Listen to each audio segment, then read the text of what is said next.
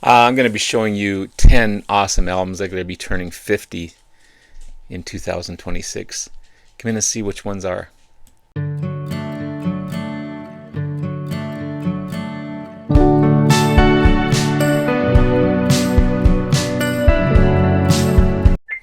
Good morning, everyone. It's Robert from On My Turntable. Hope you're having a great morning this morning. It is Monday morning. As always, a coffee kind of morning. Cheers, everyone. Hope everyone's doing well. Yeah, a lot of albums are turning 50 this year in 2026. I chose 10 to share with you. I think they're some of my favorite albums for sure. Some may surprise you, so don't judge the messenger. Everyone listens to music different. Everyone has different tastes. You can't judge other people's musical tastes, thinking yours is the best. And I never do. I'd never try to do anyway. Definitely bands that I don't like out there, but I don't say that I hate them, or I don't say that you shouldn't listen to those bands. I don't think there's anything to be judged in the stuff I'm going to show you, but and I'm going to keep, except for the box set, it doesn't need cleaning. I'm going to keep the rest of these out and put them through my new record cleaning kit.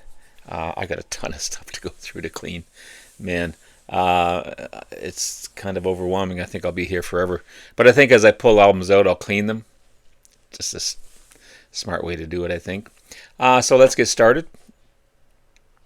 I'm going to start with this album here that's going to be turning 50 October 22nd of 2026. A lot of people don't like this album or think it's their worst album. I think differently. I think it's one of their greatest albums. It's maybe their most misunderstood album. The 7th album by Black Sabbath, Technical Ecstasy. This is fantastic. I have this copy. I have a CD copy as well. But I don't need a vinyl copy because I've got everything that I need in this one. This is the 7th album by Black Sabbath, produced by Tony Iommi. Despite the critics, which critics are stupid, I'm sorry. It was a commercial success for the band. Certified gold in 97. The band's first attempt to explore and experiment with other musical territories. You got more complex songs on here. A lot of keyboard parts as well. You got a pop ballad sung by Bill Ward called It's All Right. The first song not sung by Ozzy. Fantastic stuff. Get this box set because it's got all kinds of stuff on it. It's a 4 CD set. Got some live stuff, outtakes, alternate mixes, new mixes. Yeah, fantastic album. And again, turning 50 October 22nd, 2026. This next one is going to be turning 50 May 17th of 2026. One of Rainbow's best albums, Rainbow Rising. Powerhouse lineup. Ronnie James Dio on vocals, Richie Blackmore, of course, on guitar, Tony Carey on keyboards. Jimmy Bain on bass, Cozy Powell on drums. Only 6 tracks on this one, but fantastic tracks. Terror Woman, Run with the Wolf, Starstruck, Do You Close Your Eyes? That's all on side 1. Side 2 is made up of 2 tracks, Stargazer at 8 minutes and 26 seconds and Light of the Black at 8 minutes and 12 seconds. An album that's nearly perfect. Early heavy metal mixed with classical music, dragons and wizards, oriental harmonies going on. It's awesome. Turning 50 this May. Amazing stuff. To me, this next one's still one of the best debut albums out there from the 70s. Every song's a hit. Turning 50 August 25th, 2026. It's Boston's debut. I mean, I'm sorry, but this is a fantastic album. Yeah, it's made up, maybe. It's whatever. Every song is a hit. It still holds up today. released August 1976, broke all kinds of sales records. The best-selling debut album in the U.S. at that time, winning all kinds of awards. You got every song again is pretty much a single, except maybe "Take Me Home Tonight" or "Take You Home Tonight." Yeah, I mean, yes, it's all overplayed. You got More Than a Feeling, Peace of Mind, Foreplay, Long Time, major hits. Sold 17 million copies in the U.S. alone, 20 million worldwide. One of the best-selling debut albums of all time. Every once in a while, every year maybe, I'll take it out, put it on. It's still ear candy to me. It's fantastic, fantastic. This poor album. They must have released a ton of this album. A ton. Turning 50 this Thursday, actually, January 15th. Every time you see it, it's beat up. It's missing. It's a double album, so sometimes it's missing an album. The cover's beat to hell. But to me, it's still one of the greatest live albums of my youth. I remember back in the day, early teen, camping with a bunch of guys. Actually, my family was camping, but I knew these other guys were camping in another site. I spent a lot of time with them, walking home in the dark in a campsite, drunk, being 16 or whatever it was, doing what teenagers do back in the day. We played this album to death. We knew every note. We knew every chorus. We knew every word. It still holds up today, I feel. So I've got this beat up copy here. This is Frampton Comes Alive. It is missing one of the albums. It's got one album, but it doesn't have the other one. I've seen worse out there. So I replaced it. I have a beautiful copy of it. It sounds fantastic. He didn't have much success with his first 4 albums, but when this one came out, it was a breakthrough hit for him. One of the best-selling live albums ever. Voted Album of the Year in 1976. Stayed in the charts for 97 weeks. It's still ranked as one of the greatest live albums, 50 greatest live albums of all time. And it was also included in the Grammy Hall of Fame in 2020. This is fantastic. Remarkable guitarist.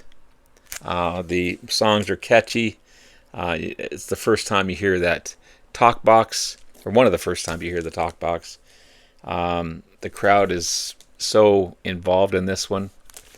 Bob Mayo on the keyboards. Bob Mayo, great keyboardist as well. I love this album. I love it. I'm not ashamed to show it, or the Boston album at all.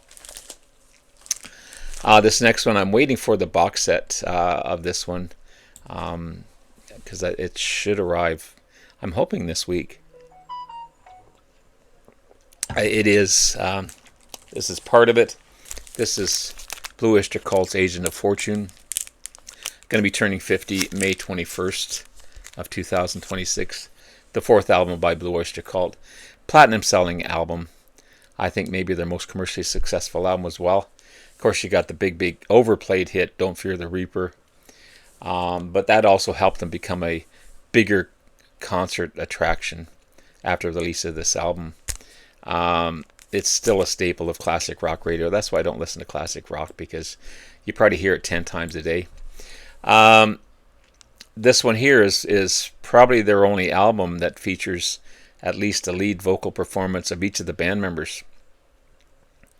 Eric Bloom didn't write any songs on this one, but it's a fantastic album. Fantastic. What's not to like about this one?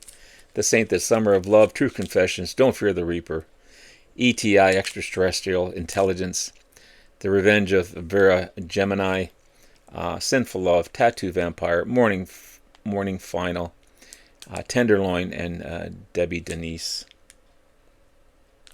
Fantastic. Can't wait for my box set to come in.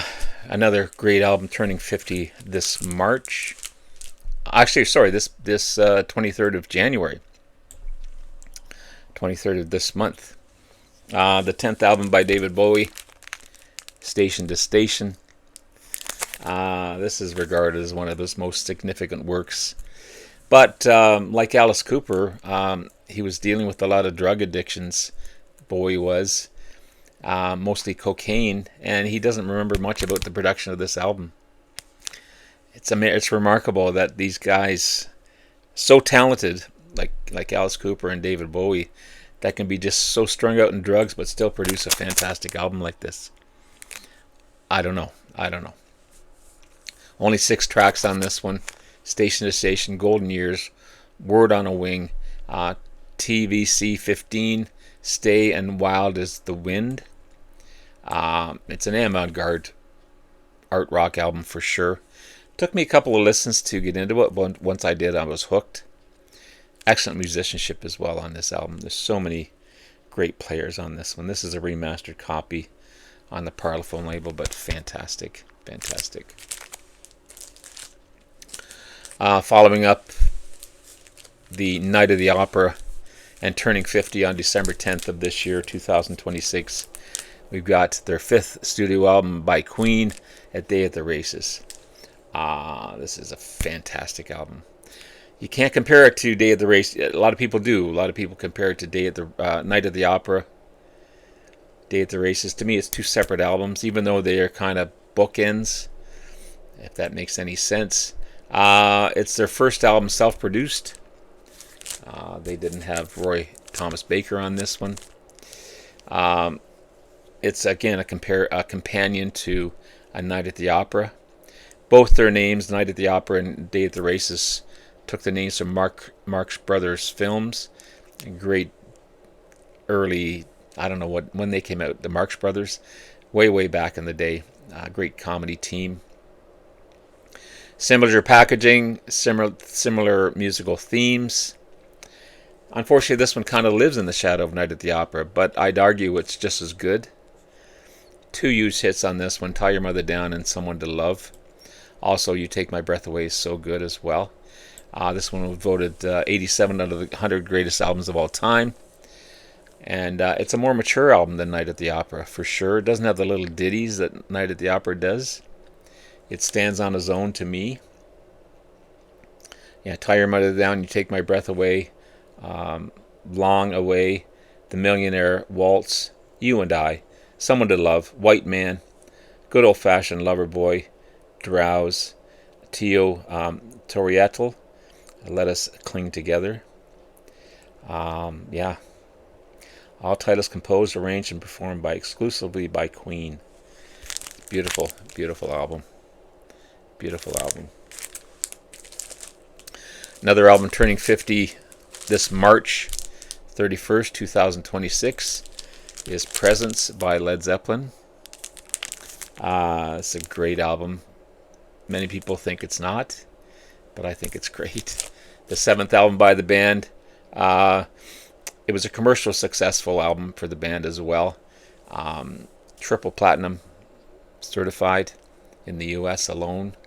Again, it receives a lot of mixed reviews from critics. Critics are stupid as far as I'm concerned. I'm sorry. They're just stupid. They're very biased. They're very, anyway. It's their lowest selling album by the band. But since it has been given more positive reviews. Again, critics can be so one-dimensional. It had a lot of issues when they recorded this one. Robert Plant was recovering from serious injuries from a car crash, so they had to cancel a lot of tours. So the band booked a studio time to record Presence, and it was only recorded within a few weeks. Jimmy Page put a lot of hours in to complete this and mix it and record it. Presence, the title, meant that the group felt that they worked well together as a presence. I love this album, despite what the critics say. Achilles' Last Stand, For Your Life, Royal Orleans, Nobody's Fault But Mine, Candy Store Rock, Hot's On for Nowhere, T for One. It's fantastic. This one definitely could probably use a cleaning, even though it's not too bad. But yeah, fantastic. So, next one, a progressive rock album that turns 50 October 21st, 2026. Yes, I said progressive. Kansas Overture, or Leftoverture. A very much progressive album by Kansas. Their fourth album, their highest selling album as well. 5 times platinum. So many great tracks on this album. The Wall, one of Kansas' all-time best songs. Of course, you've got the overplay Carry On Wayward Son. Miracles Out of Nowhere. Magnum Opus is just fantastic. This is Kansas at their best, in my opinion. Steve Walsh, keyboards, piano, synthesizers, vibraphone, lead and backing vocals. Kerry Livgren, electric guitar, piano, Moog, synthesizers. Robbie Steinhardt, violin, viola, lead vocals on the great track Miracles Out of Nowhere and Cheyenne Anthem. Rich Williams on electric and acoustic guitars, Dave Hope on bass, Phil Earhart on drums and percussion. This is remarkable, remarkable album. And finally, turning 50, October 15th of this year, 2026, is the amazing Electric Light Orchestra's New World Record, the 6th album by the band. It was a shift to more shorter pop songs, and that will be a trend that would continue on for the rest of their career. You got 4 of our big hits on this one. Living Thing, one of my favorites that always brings tears to my eyes. Telephone Line, Rockaria, Do Ya, which was a cover of the a single by The Move, a band that Zeppelin was in way back in the 70s, early 70s, 70 and 72. This was a follow-up to Out of the Blue, another fantastic album by them. 2 highlights in ELO's career, this one and Out of the Blue. This is a masterpiece album, in my opinion. No weak songs. This is kind of where prog and pop blend together. Jeff Lynne's songwriting is strong on this one. It's an amazing, amazing album. This one's on the Jet label. Yeah, fantastic stuff. So there you have it, guys. There's 10 albums that are turning 50 this year. One just in a few days and at the end of the month, and then the rest throughout the year. But some great albums. Great albums. Have yourself a great rest of the day. Love you all. We'll talk again soon. Bye now.